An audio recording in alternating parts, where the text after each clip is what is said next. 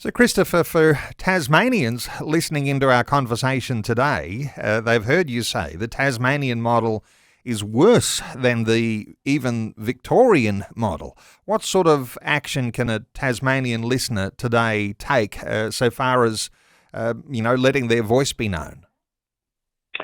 Well, we would encourage every Tasmanian listener to contact the Premier and say to him, we do not want these recommendations. If you want to ban coercive practices or misleading practices, go your hardest.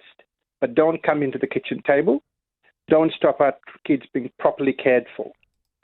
Tell that to the Premier, tell that to the Attorney General, tell that to your local MP. This is the life of kids, and we have to stand up. And then, and I make this serious call to every Tasmanian church. Firstly, pray. Pray publicly every Lord's Day. Lead your church pastors in prayer against this. Neil, in the Psalms, there are what are called imprecatory prayers, where the psalmist cries out against wickedness. And we have to do that. And secondly, preach.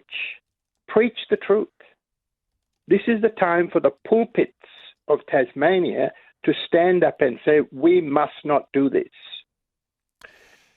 Interesting, isn't it? When we talk about prayer in church, different churches do things in a different way. Some churches will have a extemporaneous prayer. Others will have a written prayer. In a circumstance like this, and you say, well, I'm going to take this to my pastor and we're going to pray about this on Sunday.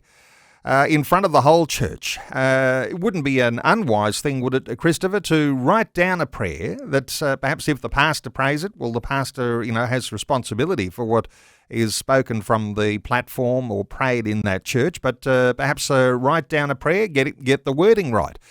You might even be helpful there, Christopher, if someone wants some wording for a prayer to use in church, because some people might be thinking, that's a little bit, it's a little bit challenging to get a prayer together. But yes, writing down the prayer. What are your thoughts around that?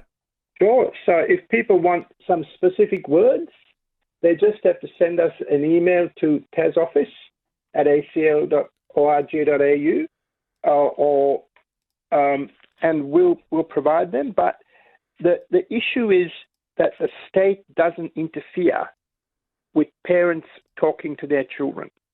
The state doesn't interfere with proper therapeutic care for children and for adults who need help.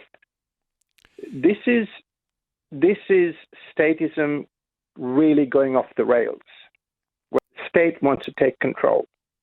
And we have to say no.